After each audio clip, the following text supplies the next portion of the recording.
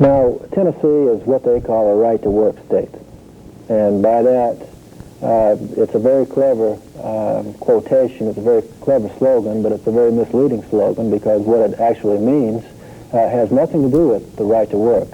To be in Tennessee does not give a person the right to work. What it does is it restricts unions' right and workers' rights to negotiate freely a contract, and it restricts what is called a union shop. Union shop, as you know, is legal in Kentucky, right across the border. It's illegal here. A union shop is about the most American thing I can think of because what it does is it says that if you work in a shop and the workers there, the majority, vote to have a union, and the union represents everyone in bargaining and wins benefits for everyone, that everyone should be a part of that. Just as when you live in a community, you are obligated to pay taxes because you're going to get some of those services back in return. But the union, the right-to-work law prohibits that kind of agreement, and in effect is just a law to weaken unions. Now, there's a song about that makes that point much more eloquently than I just did. I'd like you to... Okay, sure. Glenn Plummer of the Food and Commercial Workers in D.C. wrote a tune called Right to Work Life. Right to Work Life. Right, that's what it, Right to Work Life. Okay. And that's exactly what it is, too, Right to Work Life. Okay. From Maine to California, way down to old Mizzou, we're fighting for the union, and we know what to do. We'll take that right to work gang, expose the dirty lies, from Idaho to Ohio and the Montana sky. So listen to me, brothers, and union sisters too. Call up the politicians, you hang on till they get through. Tell the politicians one thing, the best get straight. We don't need no right to work in this or any state.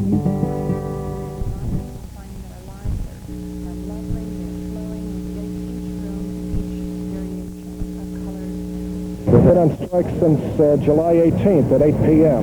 Do you think the strike is going well, or how do you feel about that? I think it's going very well. I think the Tribune has lost a lot of advertising. I think they've lost a lot of circulation, and in the eyes of our international officers are going to lose a lot more. Do people on strike feel that the strike is going well, or...? Well, we think it is. I'm sure the cameraman will get the feeling on the strike from the pickets back there. We have a very good turnout, and on all shifts. We picket 7 days a week, 24 hours a day. Right. What do you feel that the purpose of the Tribune is to force you guys out? Do you think that they're trying to break the union? Well, number one, they totally violated a contract which they signed in 1975 with the union. Now, during that contract negotiation, the Tribune told us at that time that we were going to give up certain jurisdictional rights, and among the jurisdictional rights were the entry into computer terminals and linotypes, all the editorial composition. We gave that up. Now, when we did give that up, it was a trade-off. The union contended that since we were giving up jurisdiction, that we would have to get something back, and what we did get back was lifetime jobs in the composing room. In 75, I might point out that we had 840 printers in the composing room, and today we're down to 250, and they want to get it down to less than 100. This is their position on the thing, and if that isn't blood, I don't know what blood is.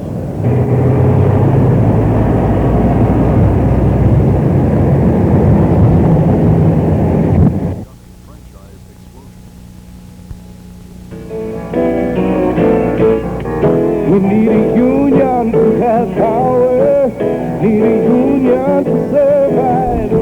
We need a union to stand together, need a union for a better life.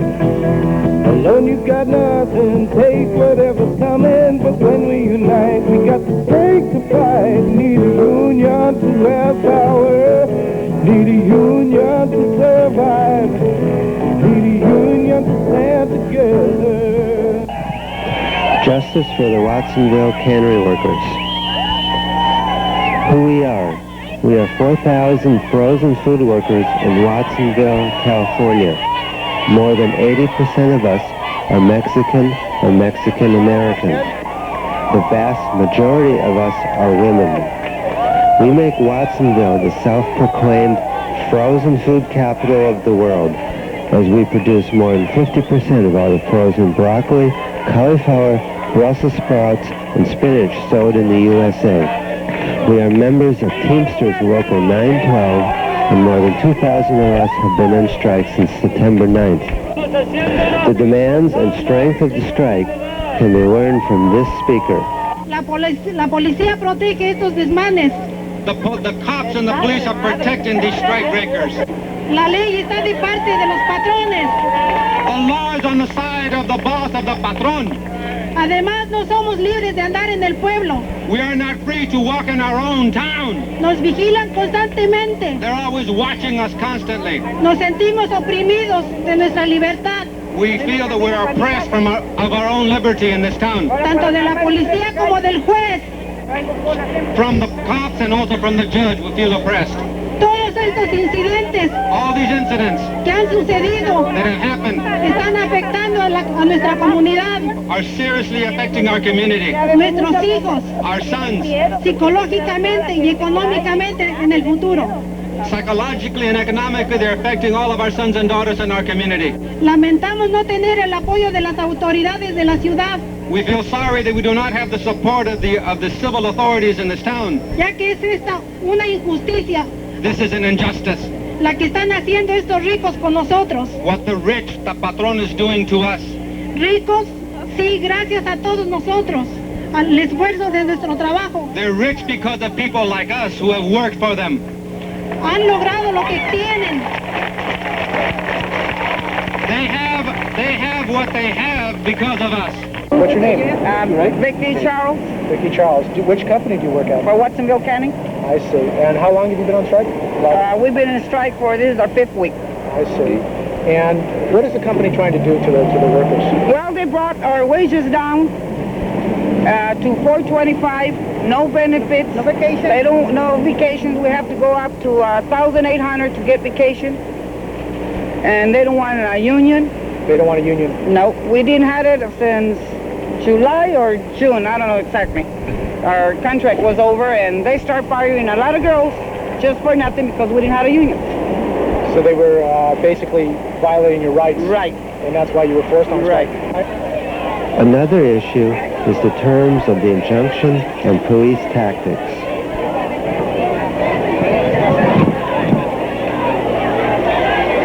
Injunction, allowing them to bring in many scabs. They have an injunction limiting your picketing. Creo que eran 2 o 4 en cada puerta y luego en la banqueta de enfrente que no es de la compañía, no es de ellos, es propiedad libre y nada más también checan que no haya más de 7 o 8. ¡Huelga! ¡Huelga! ¡Huelga! ¡Huelga! ¡Huelga! ¡Huelga! ¡Huelga!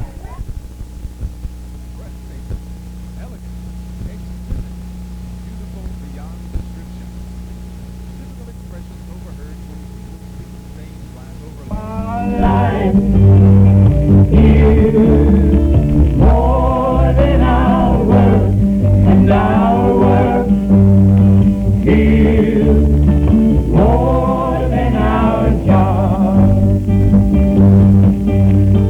Look how your life could be, feel how your life could flow. If just for once you could get to let things go. Look how your life could be, feel how your life could go. If just for once you could let yourself go. Oh, our life is more than our work, and our work is more than our job. Oh, our life is more than our work, and our work is more than our job.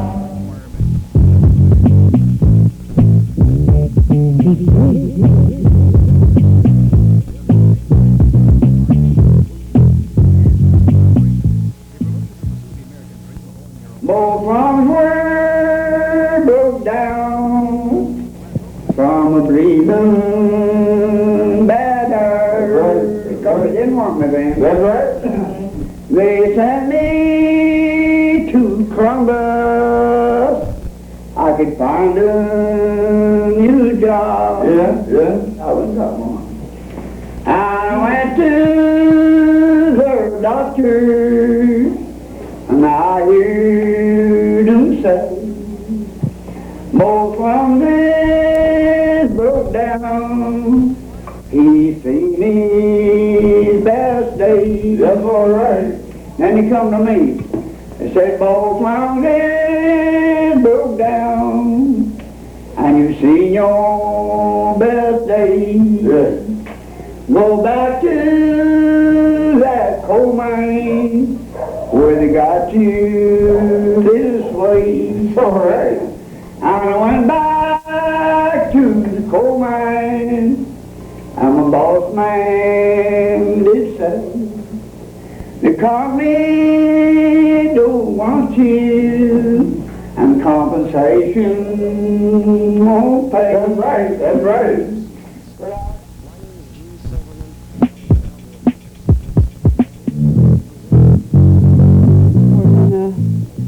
Uplink, send the programs up, and hopefully somebody will be out there to pull them down.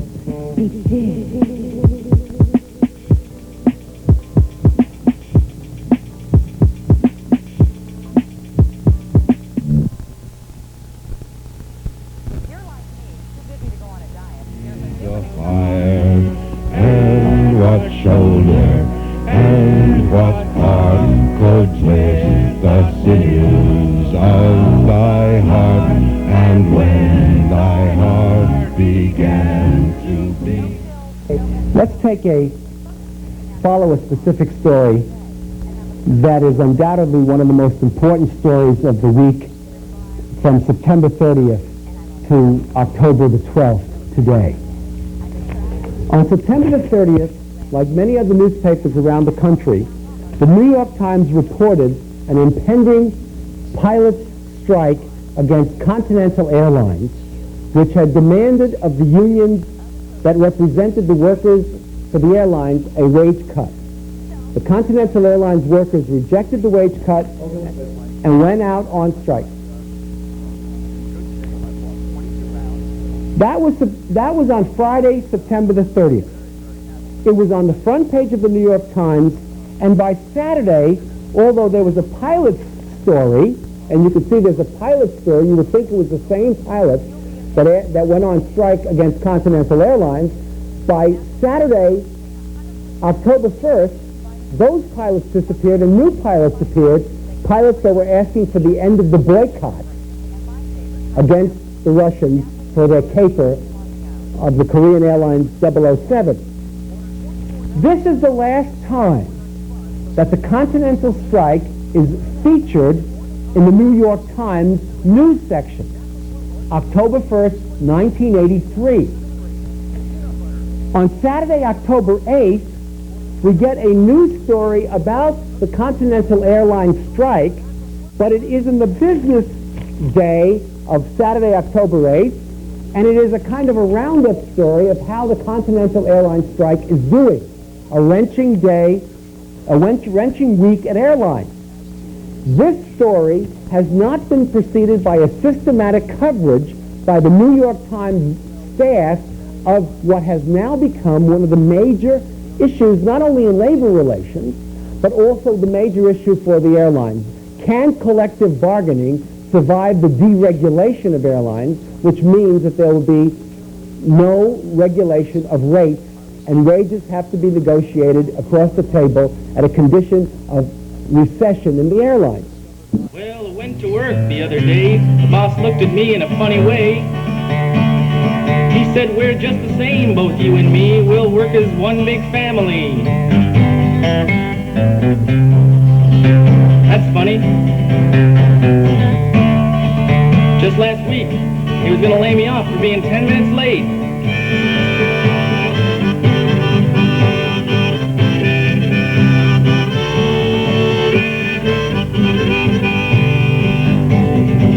So, went to see my buddy Gene on the floor. Said we've been working here 20 years or more.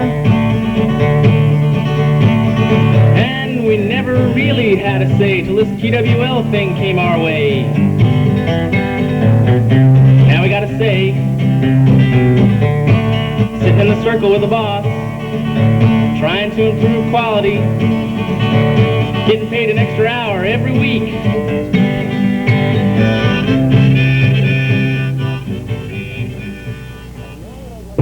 A bus brought us into the complex, and the complex itself is so beautiful. It's overwhelming. The walls of glass windows overlooking the rolling hills and tall pines and everything. So when you get there, you're already in a very natural, euphoric state of mind. You're out of work. It's like a fantastic vacation. So you're real naturally relaxed and happy over that. And the food, I'd heard so much about the food before we went up there, and it was really first class. I gained 10 pounds, believe it or not, in that week. What did you eat? So you name it. Steak, lobster tail, crab legs, shrimp bowls that were like this. It was unbelievable.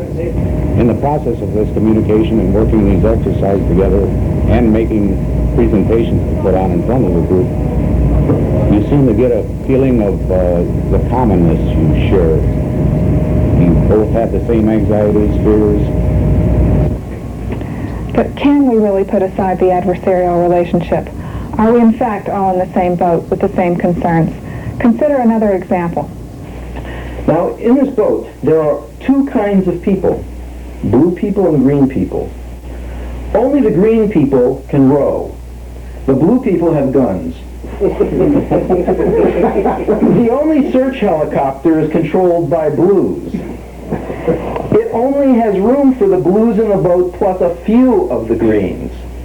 It will rescue the people in the boat if the boat can be quickly rowed a considerable distance to a calm area, and if the number of people in the boat are reduced to the number the helicopter can hold. Now, you also have 15 items. Choose which ones you want.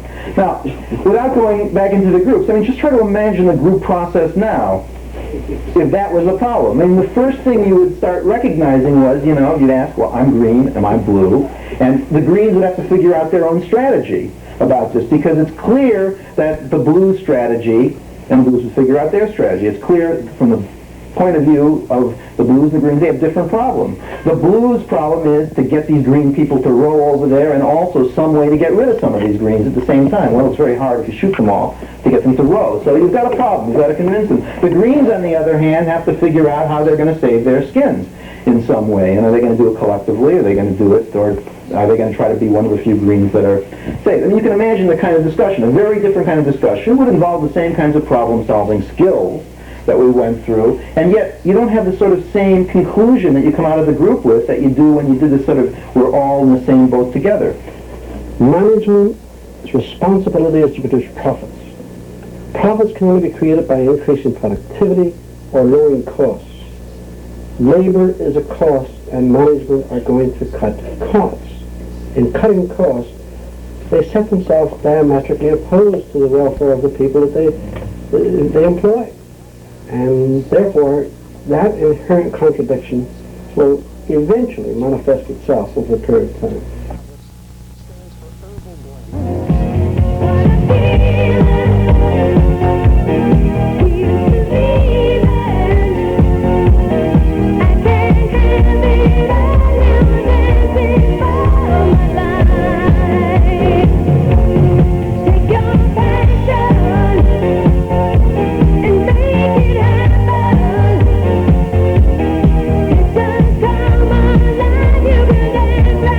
You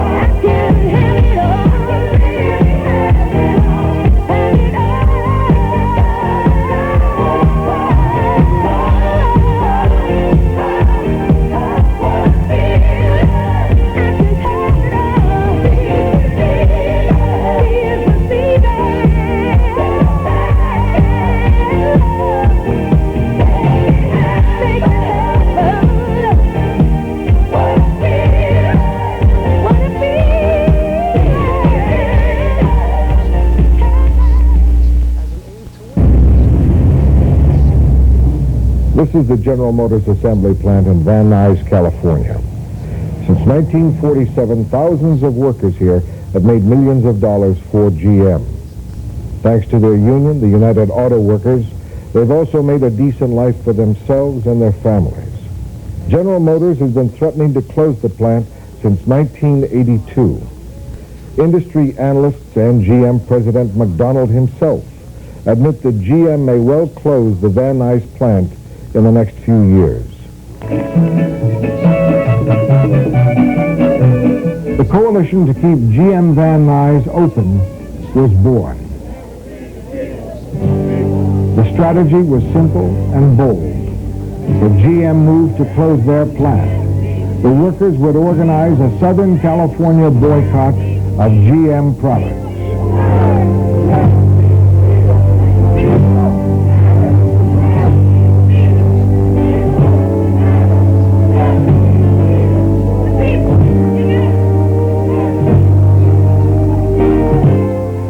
In May 1983, after a layoff of 6 months, 2,000 people were called back for the second shift.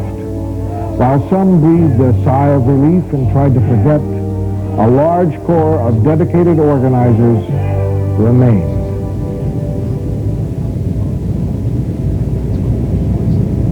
Do you think that GM got to be where they are in the auto industry by themselves? Huh? It took people. It took the workers, the laborers on the line. So they are obligated to us also. Just like they said, you're obligated to come to work every day, put out good quality production. Why they figure they're not obligated to us? They say we're obligated to them. So we want to give them their respect, and we want the same. They want their good production, they want their money off the car sales, and we want our job. After the May 14th rally, we were very excited. We had organized over 1,000 people despite the second shift being called back. The publicity in the Los Angeles papers was making the boycott threat something that they were taking very seriously. But our question was, how seriously was General Motors going to take us, and could we really force them to give us what we wanted, which was a long-term commitment? We felt like we weren't there yet. We didn't have the strength to really make the boycott a reality. We had to get deeper into the community in South Central Los Angeles. Would the black community really use the old civil rights history and bring it to bear against General Motors? Could we go into East Los Angeles and tap the old boycotting of the grapes and Gallo wine and get those networks back against General Motors? Could we get not just some people in the San Fernando Valley, but this entire immediate community to say, this is our plant, General Motors, we're going to wipe you out in the San Fernando Valley if that's what's necessary. The labor unions were looking to this not just as a fight against plant closings, but as a fight against concessions, because we were not trying to figure out what to give General Motors. We were threatening General Motors and telling them what we wanted them to give us. So there was a lot at stake, and I think the thing that was exciting is that as we got better at our organizing, we realized we had to put more challenges to ourselves, and that's what we set was a 6-month challenge to deepen those constituencies and see if we could make the boycott threat a reality. Oh, you're going to be surprised, baby mine. Oh, you're going to be surprised, baby mine. Oh, you're going to be surprised, for I'm going to organize. Yes, I'm going around this world, baby mine. See the workers chilling and wise, baby mine. See the workers chilling and wise, baby mine. See the workers chilling and wise, I'm compelled to save their lives, so I'm going to organize, baby mine. What do you think would happen if the unions, I'm talking about the most, I'm talking about the unions, the national unions of this country, would call an all-out strike until they got the safety equipment we're talking about, that testicle you didn't know that even now that you could use in this country because of the TRs and so out. What do you think would happen if production would stop until that was installed in the United States? I think it would accomplish a great deal, but I don't think it's going to happen. Now that's negative. That's realistic. No, it's not realistic, because if the miners, okay, now I said if the union would call for the strike, but now if the miners themselves Start, you know now that it can happen, that equipment can work in the mines here. You didn't know that before. I have to do more than just convince you all. That's right. But you're not going to convince the miners that you're working with that it can happen if you don't think it can happen. So, you know, all this talk about on down the road and all these wonderful things that we should all get together and work and try and bring about really seems a little inappropriate right now. We've taken a giant step backward in the last year. We're not going to, as far as inside goes, for being fatalities, we're not preventing forest fires anymore. We're running around money out there and putting them out. And it just seems a little inappropriate to, we got all we can do just to hold what we've got. And looks like it's going to be an uphill battle for the next 3 years anyway. And it's really that's depending on the next 3 years to change the president. President's not going to change anything. This president's changed a great deal. Yeah, but I'm saying that he's not going to change, the next president's not going to change it for the better unless the people change it. So what I'm saying is that I really don't have the opportunity to concern myself with that right now. We're working really hard just for what we've got with an inspection force that's reduced monthly. And so, it's really nice to talk about these things, and I'm behind it 100%, but we just can't do that right now.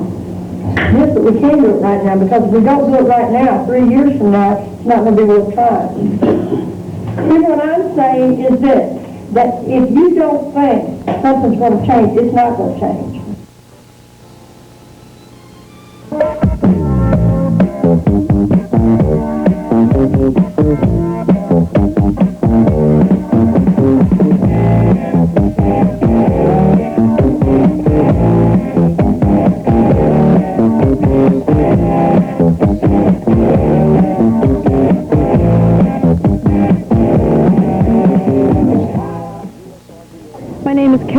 I'm with an American Federation of Teachers, Local 2026 in Philadelphia. We're community college teachers. And I'm here with the Philadelphia contingent of the Philadelphia Labor Coalition in support of democracy and human rights in El Salvador, which is a local affiliate of the national organization headed by William Winfisinger, Doug Frazier, and Jack Shankman.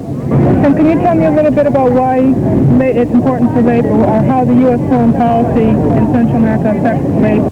Yeah, we think that U.S. foreign policy in Central America essentially makes Central America safe for runaway shops. It does this by killing trade unionists, trade union leaders, by depressing wages throughout Central America. As you might know, the minimum wage in El Salvador is something like $2.50 a day.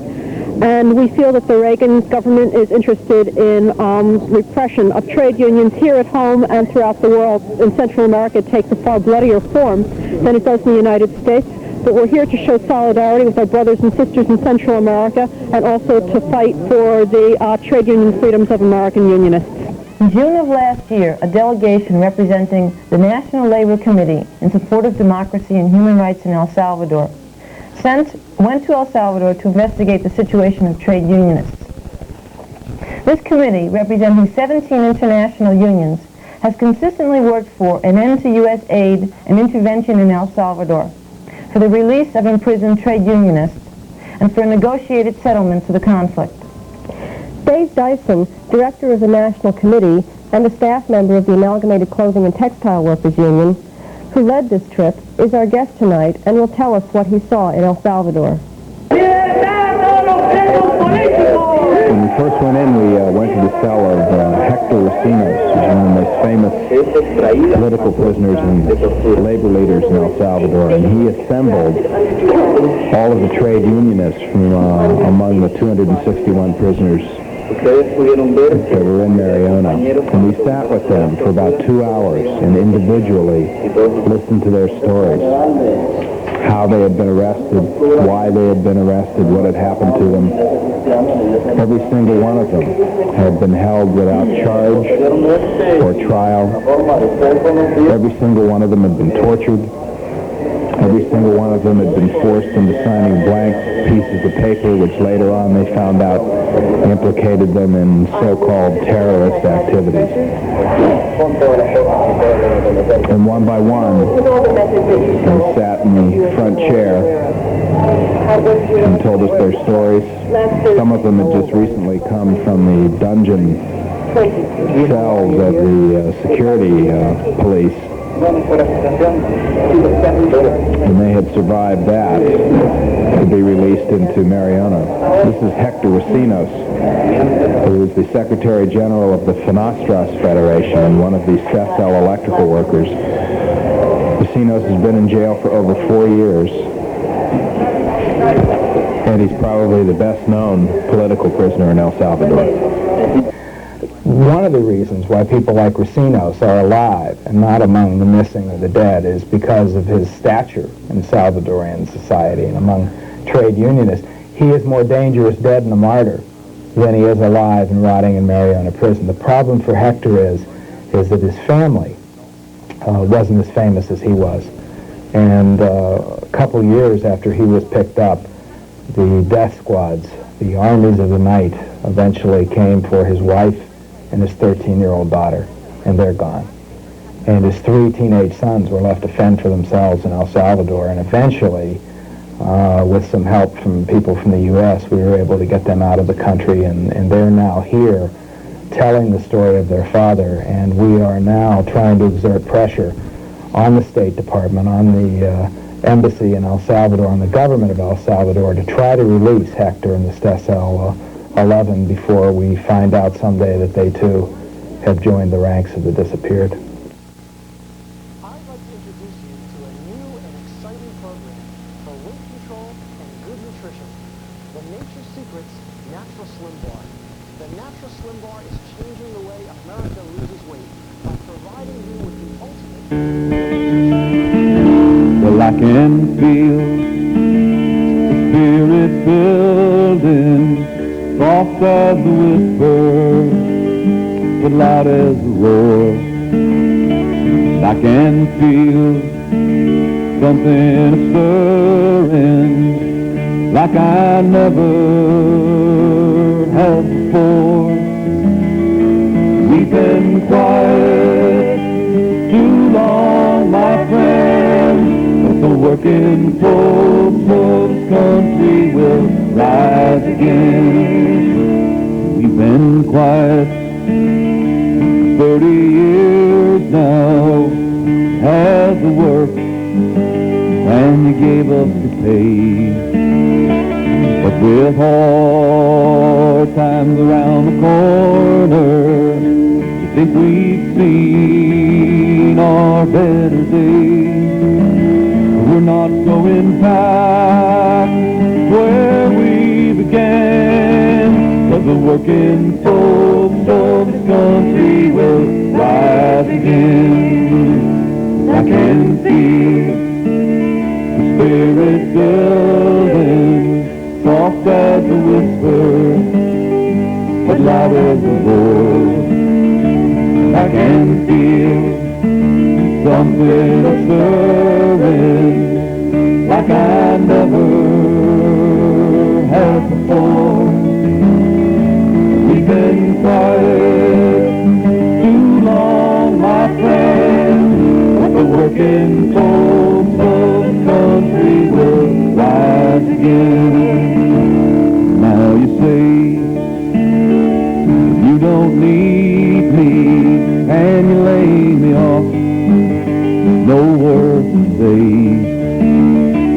Check to see my head hanging as I pack, walk away with my brothers and sisters. So proudly we'll stand as the working folks of this country rise again. I can feel the spirit building, soft as a whisper, but loud as a roar. I can feel something stirring like I never have before. We've been quiet too long, my friend, but the working folks of this country will rise again. I can feel the spirit building, soft as a whisper, but loud as a Some little story like I never had before. We've been quiet too long, my friend, but the working folks of the country will rise again. Now you say you don't need me, and you lay me off, no words to say, except to see my head hanging as I pack, walk away with my brothers and sisters. So proudly we'll stand as the working folks of this country rise again. I've heard tell of Big Bill Haywood and Elizabeth Berlin. They were old-time Union warriors, gave no thought to giving in. We will rekindle that spirit again as the working folks of this country rise again. 'Cause I can feel the spirit building, soft as a whisper, but loud as a roar. And I can feel some little story like I never had before. We've been quiet too long, my friend, but the working folks of the country will rise again. To acquaint you with the newsletter, we'll be glad to send you the next 3 issues absolutely free. No obligation. Just call. And Cap Weinberger say, I'll be very frank, you make more money when you make a tank. Listen here, you dumb schlemazel, now you're gonna go to work on a Star Wars nozzle. Drinking blood in Diet Coca-Cola, they go downstairs, both native and foreigner, dying for the Yankee dollar. But workers of the world, please listen to me. While you're at each other's throats, you'll never be free. For forces like you to fight each other, but you ought to fight the forces, not your sister and your brother. Drinking rum and Coca-Cola, hey, go